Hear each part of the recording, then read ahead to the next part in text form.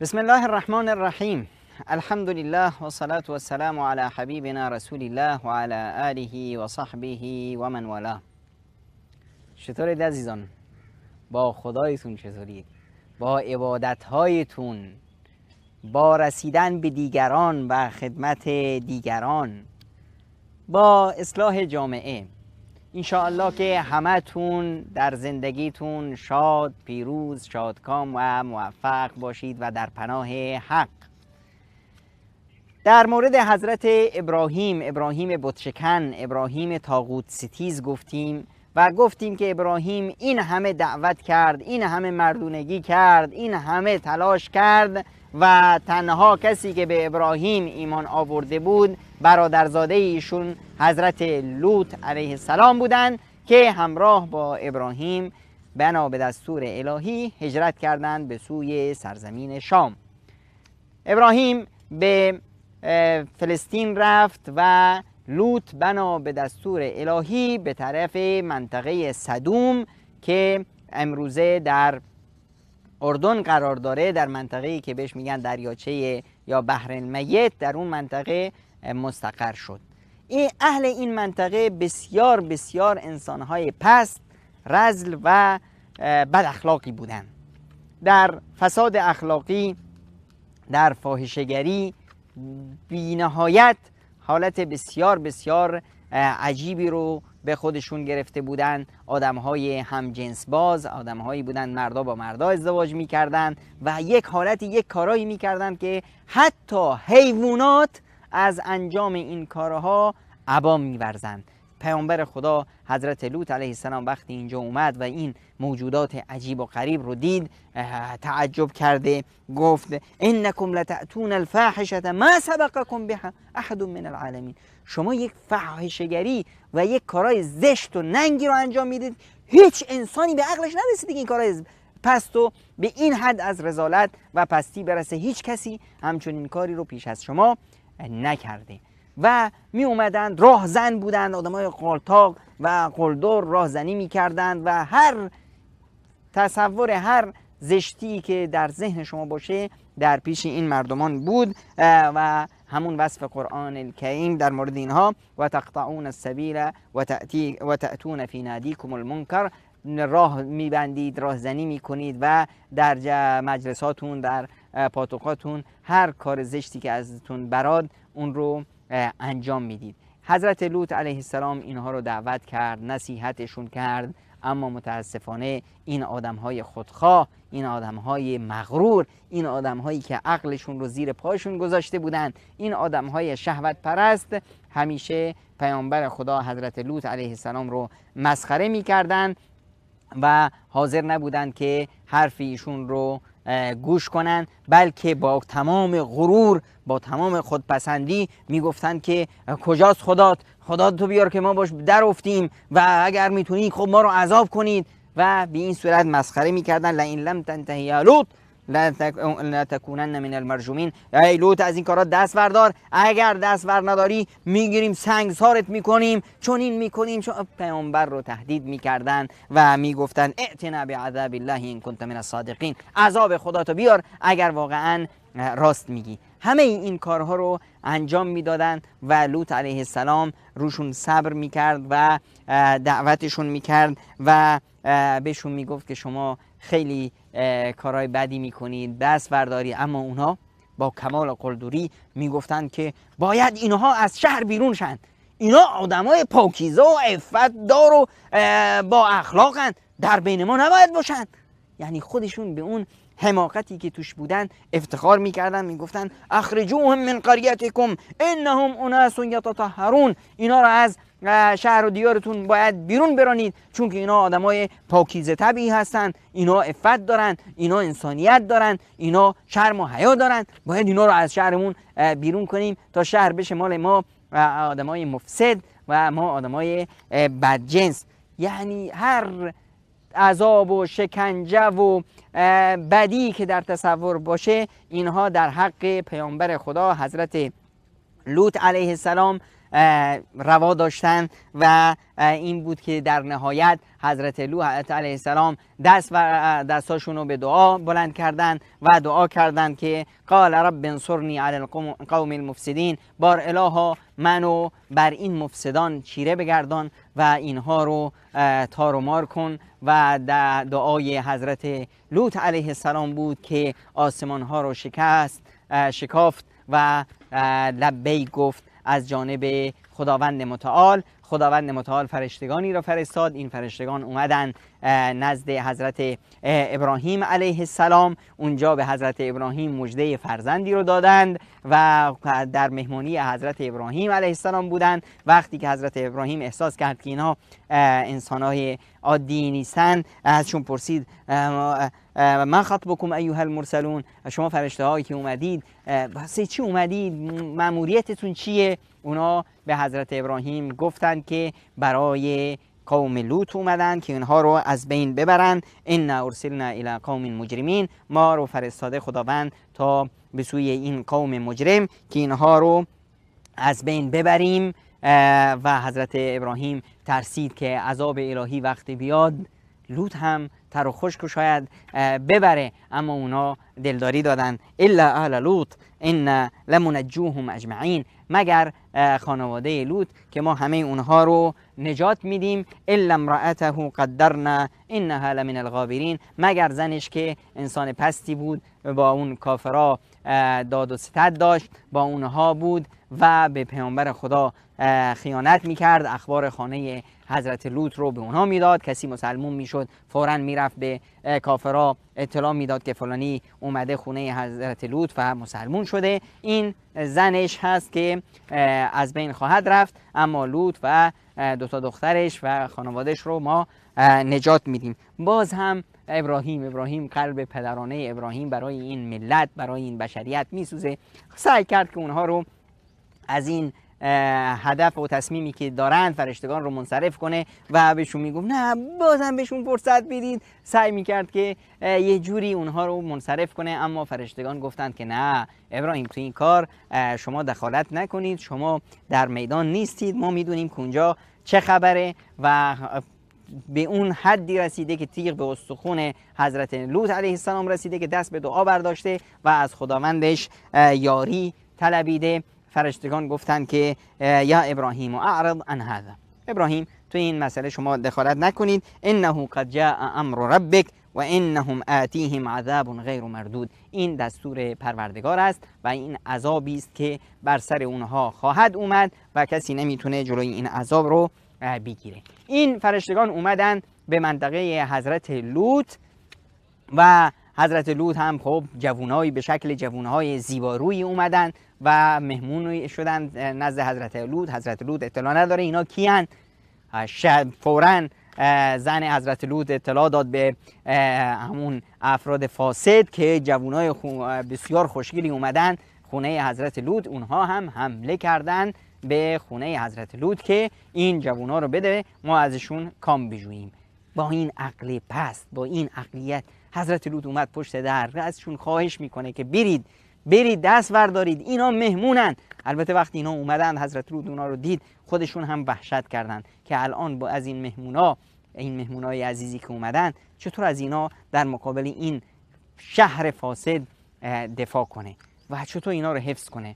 و اونا هی میگفتن که نه درو کنید و سعی میکردن که وارد خونه حضرت لوط بشن و حضرت لوط هم خیلی ناراحت پریشون داد میکشید های شما باید برید زن بگیرید، شما برید بیایید من دخترامو به ازدواج شما در بیارم، دست بردارید از این فساد و از این همجنس بازی و از این رذالت و پستی و حیوان صفتی که البته گفتیم حیوانات هم همچنین کاری رو نمی کنن، یعنی صفت هایی که بسیار بسیار پستر و پلیتر حتی از حیوانات.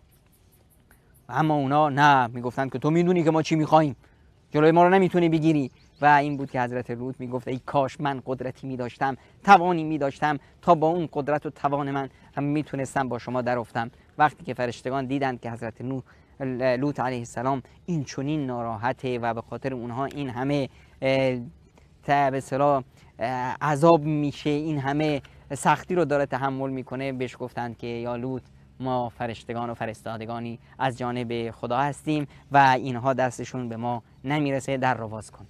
وقتی که حضرت لوط این رو فهمید دلش نرم شد، در رو باز کرد و اینجا بود که فرشته زد به چشمای این کوردلان و همشون کور شدن، داد زدیدن وای این چه جادوگرایی هستن که تو خونه جمع کردی ما رو کور کردن، داد و فریادشون کرد و گفتن که فردا صبح میدونی که ما چه بلایی به سرت خواهیم آورد. از اونجا رفتن گمشون رو گور کردن یا گورشون رو گم کردن و حضرت لوط و مهموناش راحت شدن و روز بعدی که اونها تهدید کرده بودن که حضرت لوط رو شکنجه خواهند کرد و خواهند کشت و بلایی به سرش خواهند آورد، اون روزی بود که عذاب الهی بر اینها اومد. فرشته الهی اومد، همه این شهرها 5 تا شهر بودند اهل فساد، همه اینها رو از زمین کند، برد بالا و چپه کرد در همین جایی که امروزه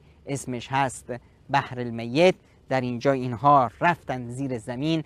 بعد از اون از آسمان بر سر اینها باران سنگ بارید، اینها همونجا دفن شدن، زندگی به گور شدن و این نهایت افرادی است که چنین رذالت هایی رو میکنن و از فطرت انسانیت چنین منحرف میشن. حالا میریم تصاویری از این حکایت رو در قرآن کریم با هم مرور کنیم. در 9 سوره از قرآن کریم تصاویر مختلفی از حکایت حضرت لوط علیه السلام و این ملت به شیوه های مختلف از زاویه های مختلف و به صورت نسبتاً تفصیلی اومده. شاید اهتمام زیاد قرآن کریم به حکایت حضرت لوط برگرده به این که در بسیاری از موارد انسان از اون فطرتی که خداوند اون رو برش خلق کرده منحرف میشه و به سوی فسادهای اخلاقی و زشتی ها میاد. اینجاست که ما تصویرهای مختلفی رو از زاویه‌های مختلفی از این قصه داریم و از این حکایت تا همه از این عبرت بگیرن. در سوره اعراف از آیه 80 قرآن کریم تا آیه 84 این حکایت رو باری برای ما نقل میکنه که لوط علیه السلام و لوطا اذ قال لقومه اتأتون الفاحشه ما سبقكم بها من احد من العالمین. و لوط علیه السلام به مردمش میگفت که شما این فاحشه‌گری رو میکنید، این کارهای زشت و ننگ و انجام میدید، اینا رو کسی از انسانی ها قبل از شما از این کارهای بد نکرده. شما هم جنس بازی میکنید، مردا با مردا ازدواج میکنن و زنها رو رها میکنن و در مقابل این نصائح و این درس‌های حضرت نوح قومش بودن که میگفتن که قالوا اخرجوهم من قریتکم، اینا رو از شهرتون بندازید بیرون، اینا افراد پاکیزه و با عفتی هستن. خداوند اونها رو نجات داد مگر زن نوح که از ظالمان بود و به فرمان الهی فرشتگان اونها رو سنگ باران کردند. در سوره هود تصویری طولانی تر داریم از آیه 69 که حکایت حضرت ابراهیم علیه السلام و اومدن فرشتگان نزد حضرت ابراهیم هست تا آیه 83. در اینجا هست که چطور فرشتگان اومدن پیش حضرت ابراهیم، از فرشتگان استقبال کرد، براشون غذایی درست کرد. وقتی دید که دستشون به طرف غذا دراز میکنن حضرت ابراهیم وحشت کرد، ترسید که نکنه اینها سوی قصدی دارند یا برای مشکل سازی اومدن و اینجا بود که بهش بشارت دادن که نه، ما فرشتگان خدا هستیم و به حضرت ابراهیم مژده دادند که صاحب فرزندی خواهد شد به نام اسحاق و بعد از اسحاق پیامبرانی از ذریه اسحاق میاند که یعقوب و بنی اسرائیل باشند. و وقتی که اون ترس از حضرت ابراهیم برطرف شد ازشون پرسید خب شما واسه چه آمدید؟ گفتند که بله فلما ذهب عن ابراهیم الراء و جاءته البشرى یجادلنا فی قوم لوط. گفتند که ما اومدیم عذاب بیاریم بر قوم لوط حضرت ابراهیم شروع کرد که سعی میکنه اونها رو از تصمیمی که دارن منصرف کنه. اینجا بود که اونها گفتند که یا ابراهیم در این مسئله شما دخالت نکنید، این امر پروردگار است و اونها باید عذاب بشن. ولما جاءت رسولنا لوطا سیء بهم وضاق بهم ذرعا وقال هذا یوم عصیب. وقتی که این زیبارویان اومدن پیش لوط علیه السلام وحشت کرد، آی چه بلایی سرم اومد. اینها که اومدن دیگه همه شهر ریختن اینجا در پی کامجویی و فساد، چطور از اینها دفاع کنم. و همین هم شد. و جاءه قومه یهرعون علیه، همه شهر هم دیگه رو اطلاع دادن و همه حمله به خونه حضرت لوط علیه السلام. حضرت لوط اونها رو میگفت که اینها مهمون هستند، اینا رو اذیت نکنید، شما رو چی شده؟ بعد گفت که ای کاش من قدرتی می داشتم، قال لو ان لی بكم قوه او آوی الى رکن شدید، ای کاش دستم به شما می رسید، ای کاش یک نیروی می بود که من به اون پناه می آوردم، با اون شما رو تعذیب می کردن. اینجا بود که فرشته ها گفتن که قالوا یا لوط ان رسول ربک، لوط ما فرشتگان خداییم، لن یصلوا الیک، اینا نمیتونن هیچ مشکلی واسه شما درست کنن. فسر بی اهلیک بقطع من اللیل، شما نیمه های شب حرکت کن با خانوادت و صبح ما اینها رو عذاب میدیم. همون که گفته بودن فردا صبح میدونیم که چیکارت میکنیم لوط، این صبح بلای الهی بود برای اونها.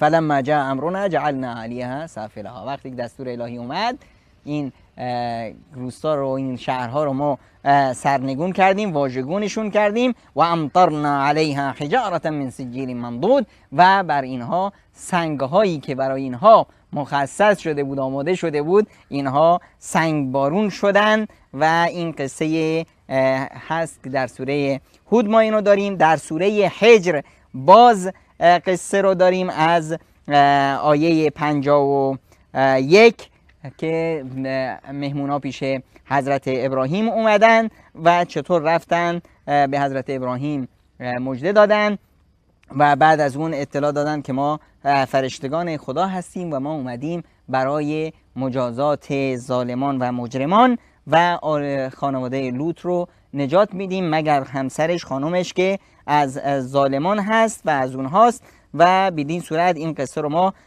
در اینجا داریم که خداوند چطور اونها رو عذاب کرد، چطور حضرت لوط سعی کرد اونها رو بفهمونه که از کار زشت دست بردارید، با دختران ازدواج کنید، این همجنسبازی رو رها کنید، این کارهای بد و ننگتون رو رها کنید. اینها حرف نگرفتند. فجعلنا علیها سافلها و امطرنا علیهم حجارة من سجیل، که ما اینا رو دمار از روزگارشون در آوردیم و برشون بارون سنگ فرو فرستادیم. در سوره شعراء آیه 160 تا 175 رو داریم که باز هم کذبت قوم لوط المرسلین، لوطیان فرشتگان رو پیامبران رو تکذیب کردند و هرچی پیامبر خدا به اونها گفت اینی لکم رسول امین، من پیامبر و فرستاده خدا به سوی شما هستم، دست بردارید از این کاراتون، شما اتأتون ذکران من العالمین، عقلتون کجاست؟ میرید هم جنس بازی میکنید. و تذرون ما خلق لكم ربكم من ازواجكم، اون چیزی که خداوند واسه شما حلال کرده اون رو رها میکنید، میرین به فساد و بدجنسی و زشتی و همه اینها. اما گوش نگرفتند و در نهایت عذاب الهی بر اونها اومد. تصویر دیگر رو در سوره نمل آیه 54 تا 59 داریم. و لوطا اذ قال لقومه اتأتون الفاحشه و انتم تبصرون، عقل دارید، شعور دارید، بازم از این کارهای فحش میکنید و از این کارهای زشت و شهوترانی. و نصیحتشون کرد، باز هم چطور حرف نگرفتند و آخرش هم و امطرنا علیهم مطرا، بارون سنگ بر اینها فرو فرستادیم و چنین اونها رو از بین بردیم. در سوره عنکبوت تصویری دیگر هم هست از همین حکایت، از آیه 28 و لوطا اذ قال لقومه انکم لتأتون الفاحشه، شما یک کاری میکنید، فحش و فاحشگی میکنید که هیچ کسی از عالمیان این رو انجام نداده. و حکایت که چطور خداوند متعال اونها رو نیست و نابود کرد و چطور همسر نوح بود که به اصطلاح با اونا کشته شد. و لقد ترکنا منهم آیه بینه لقوم یعقلون، ما آیه و نشانی از اینها رو گذاشتیم و این دریاچه میتی که هست یاد بوده همون پستی ها و رذالت های اونهاست برای کسایی که عقل تو سرشونه و میتونن درس عبرت بگیرن. در سوره صافات آیه 133 تا 138 باز هم همین حکایت هست مگه، و اینی که چطور زن لوط علیه السلام با وجود اینکه همسرش بود به اصطلاح خیانت کرد و کشته شد با اون ظالمان. در سوره الذاریات آیه 31 تا 37 باز همین معناست و تصویری است از زاویه دیگر. و در سوره قمر از آیه 33 تا 40 کذبت قوم لوط النذر، کذبت قوم لوط بالنذر، که لوطیان پیامبران رو تکذیب کردند و چطور وقتی اومدن حمله کردن به خونه لوط و لقد راودوه عن ضیفه، خواستند که به مهموناش تجاوز کنن، فطمسنا اعینهم، که همشون کور شدن، فذوقوا عذابی و نذر ولقد صبحهم بکرة عذاب مستقر، روز بعد صبح عذاب دردناک بر اونها اومد. و در نهایت قرآن کریم به ما میگه ولقد یسرنا القرآن للذکر فهل من مدکر، ما این قرآن رو آسون و ساده برای مؤمنان و برای بشریت فرستادیم که از اون درسها و عبرتها بگیرن، قرآن بخونن، اون رو یاد بگیرن و در راستای سعادت خودشون گام به گام با قرآن حرکت کنن. در این روزهایی که شهوت و شهوترانی، در این زمانی که سرعت جامعه به سوی فساد اخلاقی بسیار شدت گرفته، ما زیاد به لوط و دعوت لوط و قصه لوط نیاز پیدا کردیم. واسه اینه که باید روی دعوت لوط خیلی ترکیز کنیم و با دقت بنگریم و سعی کنیم درسها و اندرزهایی رو از لوط علیه السلام بیاموزیم. نقطه بسیار مهمی که ما از لوط یاد میگیریم اینه که در هر جامعه‌ای که هستی باید به فکر اصلاح اون جامعه باشی. البته و صد البته اصلاح جانب عقیدتی و دور کردن مردم از شرک و بت پرستی و شهوت پرستی و خودپرستی و طاغوت پرستی و آوردن اونها به سوی توحید و یکتاپرستی، این یک قضیه بسیار مهم و در حال اولویت هست. اما اگر جامعه‌ای هستند کافر، سرکش، نمیخوان دعوت اسلام رو قبول کنن، باز هم وظیفه من و شماست که در فکر اصلاح اون جامعه باشیم. اگر میخواد که دین رو زیر پا بذاره، میخواد عقلش رو زیر پا بذاره و دین رو قبول نکنه و در شرکیات و فساد و کفری که هست باشه، اما خب باز هم باید دستش رو گرفت، از مهلکه ها و از لغزش های اخلاقی اون رو دور کرد. اون دوستایی که در کشورهای اروپایی، در کشورهای افسار گسیخته زندگی میکنن، نیاز هست که اگر جامعه و افرادی در اطرافشون هستند که اونها حاضر نیستند به دعوت توحید و دعوت اسلام لبیک بگویند، حداقل اونها رو از اون فسادی که توش هستند، از فساد و فحشا و بی افتی و بی آبرویی و همجنس بازی و از این فسادهای اخلاقی و اجتماعی اونها رو دور کنند و به عواقب بسیار بدی که این لغزش ها و این فسادها داره گوش زد کنند و اونها رو به سوی اخلاق درست، به سوی مرام درست، به سوی رفتار درست، به سوی دونستن حق بزرگتر، کوچکتر، همسایه، خیشان، پدر و مادر تذکر بدن و اونها رو بیاموزونن که جناب شما از این بدی ها دوری کنید، بیایید به طرف خوبی ها، بیایید به طرف عفت، پاکدامنی، صلاح شما در اینه، رستگاری شما در اینه، آینده شما بدین صورت تأمین میشه.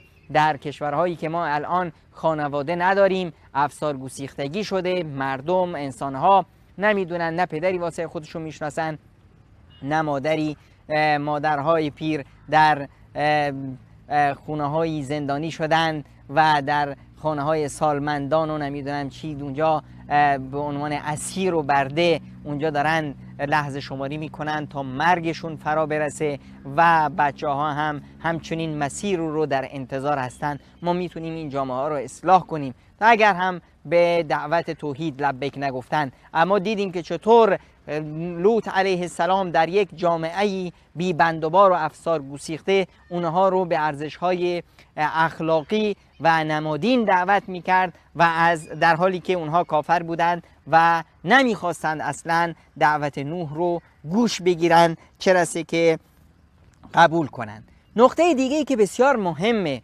و اون اینی بود که لوط هم بهش اشاره کرد، استفاده از نیروها و پتانسیل‌های اجتماعی. شما عزیزی که هستی، هر جا که هستی، اگر در یک محیطی هستی، محیط خانوادگی است، محیط قبیله و عشیره است، محیط فامیلی است، این فامیل و عشیرت رو دعوت کن تا پشتیبانه شما باشن، تا دشمنی که میخواد به شما حمله کنه، دشمنی که میخواد از شما استفاده ابزاری ببره، دشمنی که میخواد شما رو تحقیر کنه، بدونه که پشت سر شما یک قدرتی هست و از شما دفاع میکنه و اون قدرت شمایی که اگر یک خداوند به فامیل شما، به خانواده شما، به ملت شما، به عشیره شما این شرف رو داده که یک فرد اصلاحگرا، یک فرد دعوتگر در این فامیل شما رسته و بروز کرده، شمایی که این مجال رو ندارید، این دعوتگر نیستید، یا حداقل بازویی باش برای این مؤمن. همه قبیله هایی که مؤمنی دارن، دعوتگری دارن، باید با تمام قدرت پشت سرش وایستن و ازش حمایت کنن. همه قوم ها، همه فامیل ها باید پشت سر دعوتگرانشون، مصلحینشون وایستن و از اونها حمایت کنن تا دشمنان و موذیان احساس خطر کنند و بدونند که هم به سادگی نمیتونند به دعوتگران و اصلاحگران ضرر برسونند. این چیزی که حضرت لوط علیه السلام از اون شکایت میکرد که من کسی رو ندارم، تو این شهر تنها هستم، اگر قدرتی میداشتم میتونستم خوب جواب این ظالمان و فاحشه‌گران و رذلان و پستان رو بدهم. این معنا رو ما در قرآن داریم و خداوند متعال به پیامبرش هم امر کرده و اعدوا لهم ما استطعتم من قوه، قدرت و نیرو بگیرید تا بتونید در مقابل دشمن وایسید. قدرت و نیرو گرفتن واسه حمله کردن به دشمن نیست، واسه تار و مار کردن دشمن یا دنیا نیست. قدرت گرفتن واسه اینه که وقتی که شما نیرومند باشی، شما قدرت داشته باشی، چپاولگران و قلدران جرأت نخواهند کرد به شما تجاوز کنند. این در سطح یک شخص مؤمن باید پشت سرش نیرو باشه و قوی باشه و از خانوادهش، خویشاش همه باید پشت سرش باشن. در سطح یک دولت و یک کشور باید یک کشور اسلامی قدرتمند باشه، نه به خاطر اینکه به دیگران ظلم کنه، بلکه به خاطر اینکه جلوی ظلم و تعدی و تجاوز مستکبران رو بگیره. وقتی که مستکبر احساس کنه که شما قدرت دارید، به شما تجاوز نخواهد کرد. و نقطه بسیار مهمی رو که ما در قصه حضرت لوط مشاهده کردیم و نقطه بسیار مهمی که ما در قصه حضرت نوح، در قصه حضرت لوط اون رو مشاهده کردیم، این بود که حضرت لوط همسرش یک انسان پست و رذلی بود که بیشون خیانت کرد و جاسوسی میکرد برای دشمن و از جمله کافران بود. همسریش با پیغمبر خدا و زندگیش در خانه نبوت واسش هیچ فایده ای نداشت. اختیار خود شخصه. اگر شما ایمان رو قبول کردید و مسلمون شدید، شما وارسته اید و به نتیجه خواهید رسید. اما اگر ایمان رو قبول نکردید، هر که باشید، حتی اگر پسر نوح علیه السلام باشید یا همسر لوط علیه السلام باشید، نتیجه همینه. نتیجه نهایت ظالمان و ستمگرانه. همین مورد رو ما در قصه پیامبر اکرم صلی الله علیه و سلم هم داشتیم که وقتی اومدن و خانوادهش رو صدا زدن، ای فاطمه، ای دختر من، ای صفیه، ای عمه من، هر چه در این دنیا از من میخواهید بخواهید، اما بدونید که روز قیامت هیچ کاری واسه شما نمیتونم انجام بدم. این خود فرده که خودش رو میسازه، خود فرده که رضایت پروردگارش رو جلب میکنه. اگر ایمان آورد و خداش رو کسب کرد، در روز قیامت خوشبخت و با سعادت خواهد بود، و اگر این کارو نکرد به خودش ظلم کرده و نهایتش هم نیستی و بربادی.